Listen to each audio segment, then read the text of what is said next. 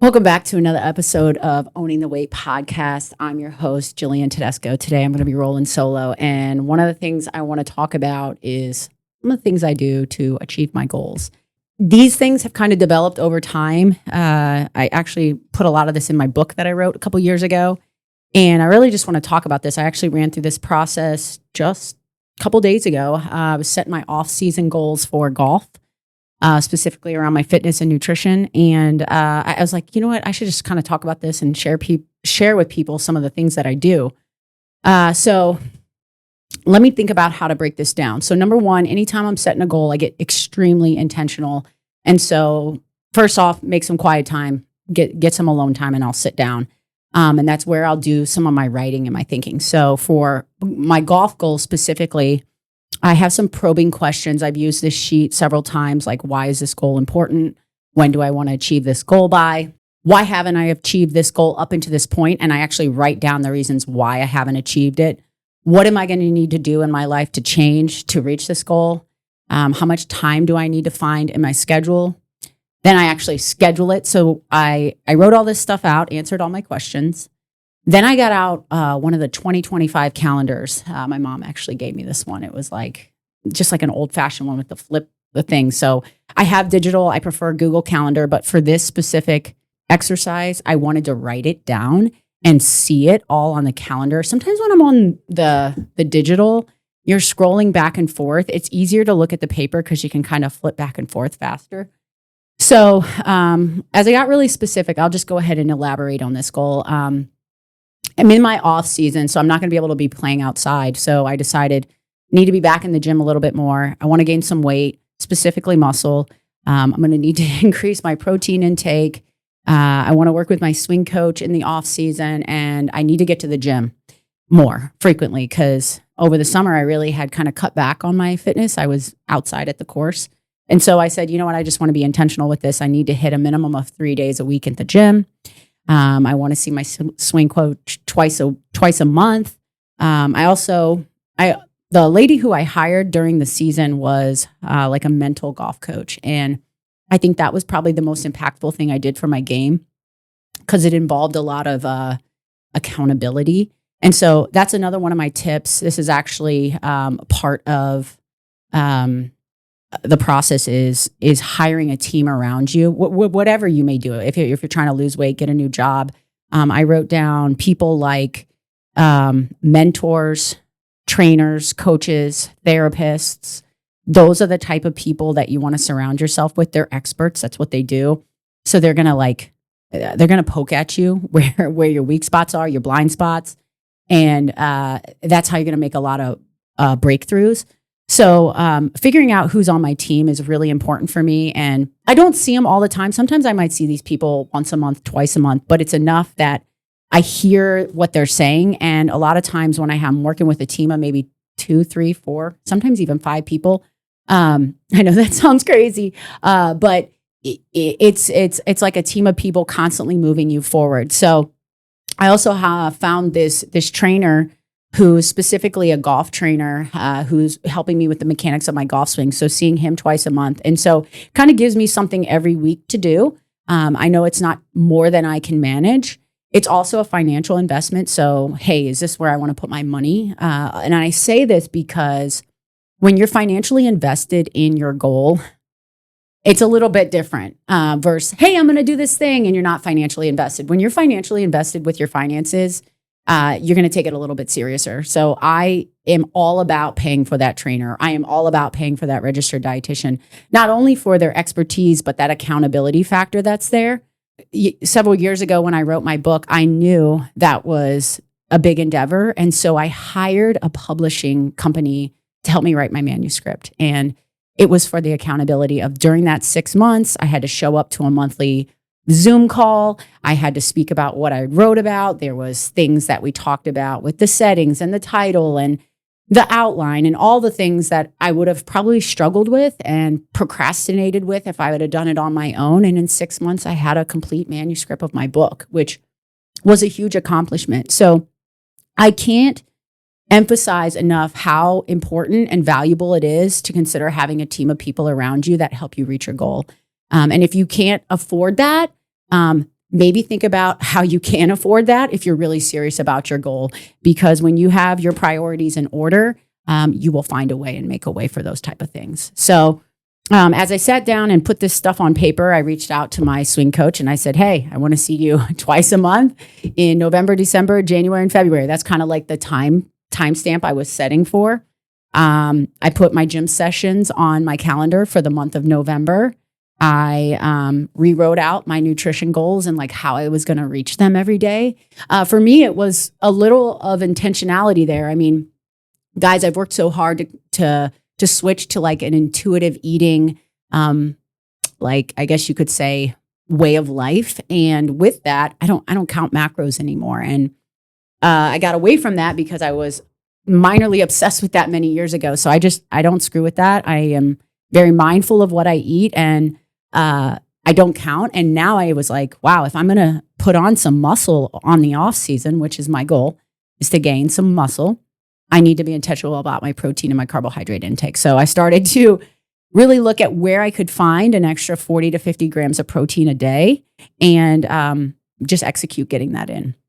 So some other things that I'll do after I sit down is as I'll get this stuff on the calendar. And once it's on the calendar, it's color coded in a specific color in my Google Calendar.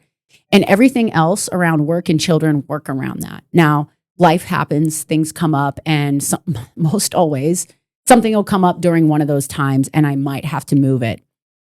I will reschedule it that week. I will make that a priority to never miss. I can think about the goal I set over the summer was to be at the course every Wednesday. I was very proud of myself for executing on that. I probably missed 1 or 2 Wednesdays all summer, a total of 8 months from March to October. And, once you commit to your goals, if you can read them, I also kept my goal in my folder in my book bag. I kept something in my bathroom and I would read it over to myself to remind myself how important it is to me. So there's a lot of like almost like an affirmation, restating and rereading your goal. I put a picture up on my laptop of me playing golf to remind me where my focus needs to be with my golf game. Just an easy reminder every time I open my computer, I see it. Believe it or not, I've heard a lot that really helps with the intentionality of what you're trying to achieve. And then I want to talk a little bit about too, like my book. This is a resource really I wrote for Fit Flavors customers, but it's really for anybody who's wanting to make a lifestyle change, or I would say set a goal. I use a lot of this framework anytime I'm trying to achieve something. So I'm going to just stick on this golf goal right now because I've kind of started. In the framework in the book, I cover 7 topics. The first one being visualization. So visualization is very powerful. Over the summer, when I would go to bed at night, I would visualize myself playing the course, like literally putting the tee in the ground, setting my ball up, taking my practice swing, running through my process, actually hitting the ball and seeing the ball flight where it was landing. And I always played number 1. And a lot of times I'd get to number 2 or number 3 and I'd fall asleep. And I got to tell you guys, I am the most consistent with my drive on number 1 than I am on any other hole. I should probably start on hole 6 when I start visualizing because that's the hole I need to work on. But visualization is a huge part of obtaining your goals because as you see it in your mind, you believe it is true. And when you believe it is true, it breeds a confidence that is inside of you. Another thing I talk about in my book is speaking new narratives. So a lot of times we have these voices in our heads that are telling us stuff, either lies that are not true or maybe fearful thoughts. Recognizing them is so important, but replacing them is also important. And I know it sounds kind of cheesy, but if you're not talking positive to yourself and you're talking negative to yourself, that is not good for you, and especially for your goals. One little thing I did with my golf game over the summer, my mental coach actually taught me this, was she said, every time you get over your putt and it's close to the hole, you say, I always make my 4-foot putts. And I said, okay. So when I would practice my 4-foot putts, I started saying that. And then I caught myself saying it every single time I would putt, whether it was in practice or in an actual like round. And I made a lot of my 4-foot putts this year. And if I ever missed one, she said, you quickly follow up with, I never missed 2 in a row. And so it's that positivity and that confidence that you tell yourself as you're out there. And so I need to come up with some new narratives that are going to be around this goal that I set for the next couple months. One specifically being I get 110 to 130 grams of protein in every day. Like that is definitely going to be one of the narratives that I speak to myself because that's important for me to reach my fitness goal. Writing down, just writing in general. So like I kind of told you, I made some quiet time and I wrote all that stuff down. It's planning. It's seeing it come to fruition through your pen helps the brain connect. It's your like accountability checkpoint. People always say, write your goals down, but very few people actually do. So writing is very important. And I recommend that. I have education on here. Education could be reading books, learning from professionals. I lean a lot on that team that I hire, trainer, swing coach, mental coach, those people that are around you to provide with that education. There is going to be some ownership that you're going to need to get educated as well. I was speaking with a girlfriend yesterday at work just about creatine and glutamine. Like I've never actually taken those supplements and just maybe I need to learn a little bit more about them if I'm going to incorporate them in to this plan over the next couple months. And so I might need to get a little education around that. And that was a like a little flag that popped up saying you need to read about these 2 supplements. Making time, which I think is the so overlooked and taken for granted when trying to make a lifestyle change or set a goal, is people don't make time. That right there is so important. So if you have a goal to lose weight, to get a new job, to be promoted, for me, it's to compete in golf. I'm going to sit down with my calendar and I'm going to figure out how the hell I'm going to schedule this in there. When I really got serious with the golf, I realized how many hours a week I was going to need to commit to this. And that's really why I backed up off of the gym, was because I realized I needed to be out on the course. So it just was a shift in priorities and time. There's only 24 hours of 24 hours in a day, and you have to manage how you're using them. And so very, very intentional about the time that I spent on my goal. I get excited too, because when you set a goal and you have a plan, it's super exciting because you're reaching for something. So sit down, make some time to actually plan out where and when you're going to do the thing, whether it's practice, read, have a meeting with someone, whatever you're trying to achieve. If you don't make time for it, time just goes by and you're just procrastinating. You're procrastinating. You have to sit down and actually make the time. Another step in the framework is owning the failures. My book is called Owning the Weight. It's the process, the time it takes to achieve whatever you're trying to achieve. And owning the failures. So one thing my mental coach was teaching me a lot about was actually just not even calling them failures, but learning lessons. So she's like, don't even say it's a failure, it's a lesson. And so we just kind of started to shift that narrative for me over the summer. So I would say like, oh man, I failed today. I didn't run my process well behind the ball. That's like setting up, taking your practice swing, doing the exact same thing every time. And she said, well, no, you're learning.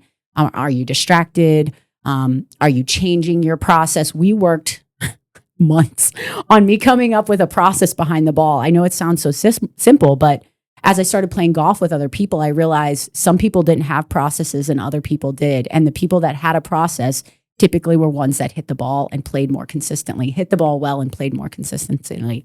Owning the failures is just like learning as you go when you're trying to get where you need to get is what went wrong there and what can I learn from that? So again, just taking that perspective and fully embodying it and unpacking it. And then the last part of the framework is trusting the process. And this is where like faith really comes in. It's laying the seeds and knowing that you will bear fruit in the future. And, putting in the hard work and being patient for the results. A lot of times these days we want things now. Now, we want them now. And I even say like, I have this 4-month goal and I want to gain 2 pounds of muscle. And I had to put a number and I had to put a goal on it. But like, if I don't reach my goal, it's not like I'm going to kick it out the door, but I'm going to have to look at, was I unrealistic? Did I set unrealistic expectations? Did I not commit enough time? What did I do wrong? Really process that, because I'm going to have more off seasons. And then the next one is hopefully better than this one. This is my first actual off season as an athlete, competitor, whatever I want to call myself, that I've actually ever considered doing anything like this. And so I really want to trust the process and use this framework that I've created that has helped me through business, through weight loss, through building a healthy lifestyle, and apply it to my golf game. So what I really want to leave you guys with today is, if you are wanting to achieve a goal, I really recommend making some time and some space to sit down and think about these things. If you want to learn more about this framework, pick up one of my books, Owning the Weight. You can grab it on our website, www.fit-flavors.com, and we'll ship it to you. I also actually recorded an audiobook, and it's is it Amazon? I think it's on Amazon. Yeah, it's cheap. It's like $4 on Audible. Yeah, so guys, if you have any questions, feel free. You can always reach out to me. And I hope you got something from today.